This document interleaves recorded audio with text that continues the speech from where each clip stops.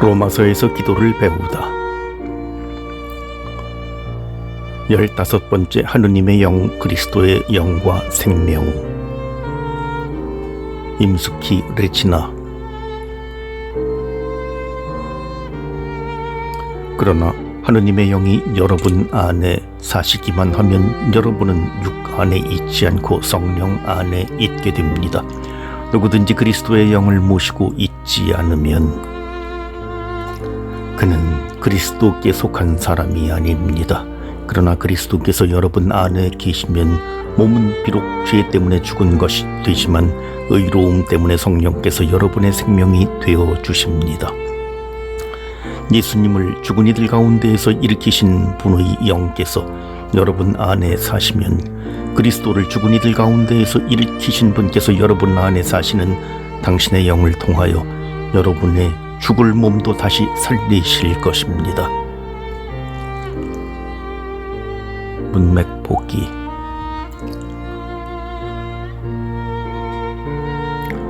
지난 호에 이어 8장 9절부터 11절을 중심으로 바오로의 성령 체험을 살펴보겠다. 바오로는 2세 9절에서 그리스도인을 하느님의 영, 그리스도의 영을 지닌 사람들로 소개한다.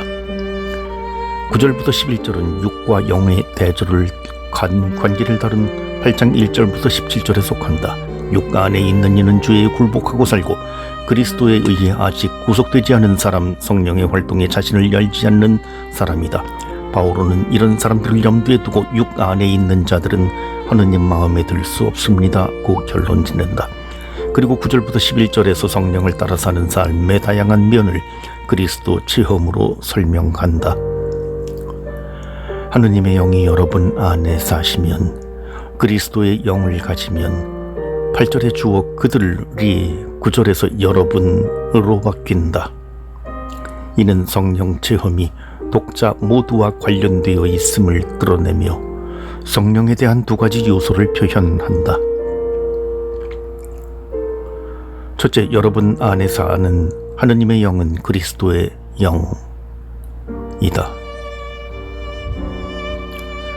구약에서 영을 의미하는 히브리어 루아흐는 397번 나오는데 주로 하느님의 영을 가리킨다. 나아가 이 용어는 창조물이나 역사 등에 개입하시는 하느님의 방식을 가리킨다.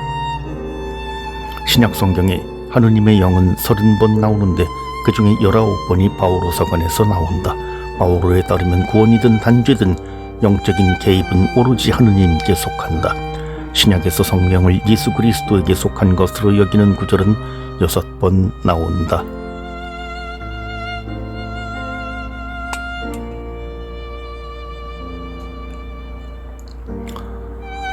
(8절) (9절에서) 성령은 하느님의 생명과 활동을 전달하며 그리스도와 관련지어 정의된다.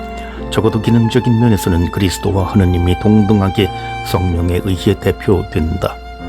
그러나 이는 그리스도와 하느님을 뚜렷하게 동일시한다는 것이 아니라 그 활동 면에서 분리될 수 없다는 의미이다.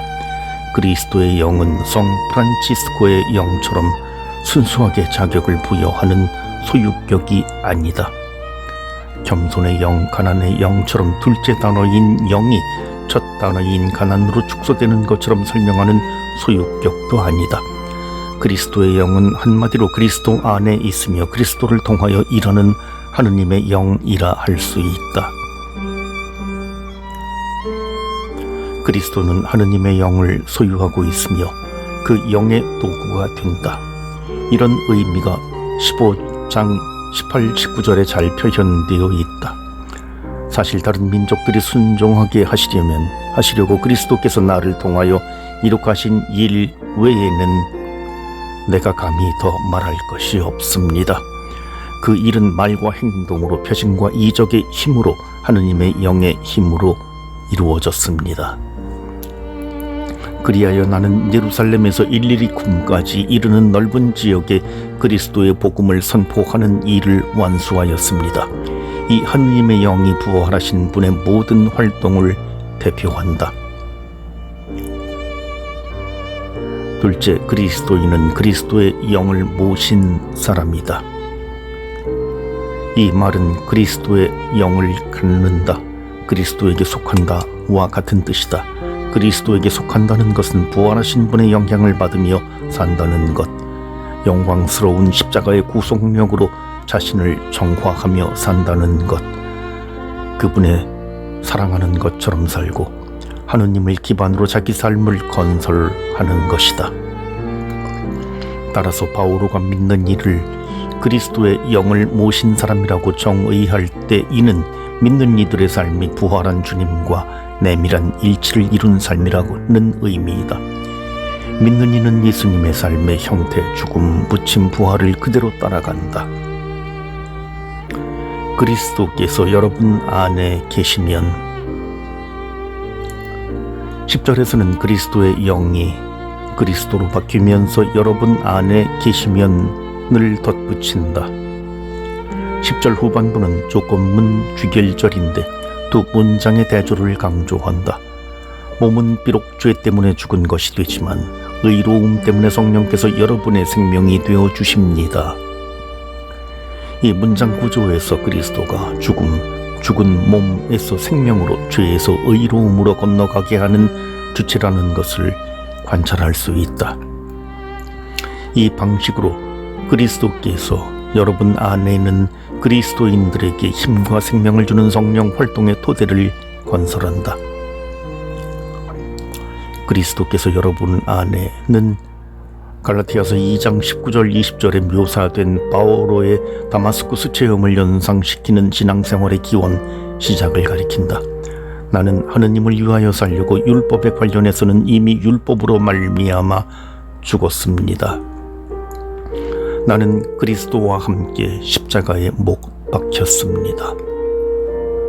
이제는 내가 사는 것이 아니라 그리스도께서 내 안에 사시는 것입니다. 내가 지금 육신 안에서 사는 것은 나를 사랑하시고 나를 위하여 당신 자신을 바치신 하느님의 아드님에 대한 믿음으로 사는 것입니다. 그리스도께서 내 안에라는 표현은 믿는 이들의 실존을 변화시키고 한 영역에서 다른 영역으로 이동하게 하는 근본 요소이다. 우리 안에 있는 그리스도는 우리 신앙의 시작이며 우리 안에 있는 성령은 그리스도화하는 신앙의 여정을 처음부터 마지막까지 이끌어 간다. 아마도 8장 10절은 초대교회에서 세례와 관련된 말과 관계가 있을 것이다. 바오로 서간에 자주 나오는 그리스도 안에서와 성령 안에서는 서로 관련된 표현이다. 그러나 항상 유념해야 할 것은 그리스도 안의 삶이 성령 안의 삶보다 먼저라는 점이다.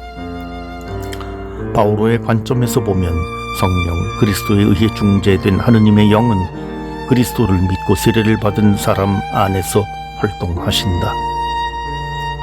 예수님을 부활시킨 분의 영이 여러분에게 생명을 11절에서는 앞 구절에 나온 다양한 성령 체험이 다시 살릴 것이다는 말에 요약되는데 그것은 부활을 가리킨다. 이는 믿는 이들이 신앙을 통해 죽은 몸의 부활뿐 아니라 생명에 대한 희망도 가질 것이라는 점을 밝힌다. 성령은 우리에게 생명을 가져다 주신다. 성령은 현재와 미래의 죽음을 생명으로 변화시키기 때문이다. 성령은 먼저 지금 이 순간의 권능을 지니고 우리를 죄와 죽음에서 벗어나 새롭게 살도록 한다. 성령은 미래에 죽을 이들에게 예수님의 부활에 필적하는 생명을 가져다 줄 것이다. 바오로의 기도와 우리의 기도 8장 9절에서 10절까지의 바오로는 성령 체험을 그리스도 체험과 연관시킨다. 그리스도는 성령을 통하여 체험된다. 세례받은 그리스도인은 그리스도의 체험과 분리해서 성령을 체험할 수 없다.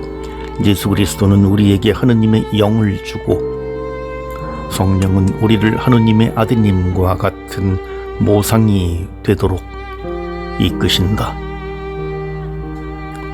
성령은 십자가에 못 박히고 부활하신 그리스도의 삶으로 우리를 데려가신다. 성령은 그리스도인이 그들의 스승이자 주님이신 분의 여정을 걷게 하신다. 바오로는 후대 교회에서 체계화한 삼위일체 교의처럼 삼위를 위격으로 표현하지 않지만 그리스도인의 삶이 근본적으로 하느님 아버지 그분의 아드님 그리스도 그리고 그리스도 안에 존재하고 그리스도를 통해 활동하는 하느님의 영의 상호관계에서 이루어진다는 점을 명확히 알고 있었다. 성령에 따라 사는 사람은 아버지이신 하느님을 알고 그분의 아드님이신 예수 그리스도의 삶을 본받으며 그리스도처럼 기도하고 싶은 갈망을 갖는다.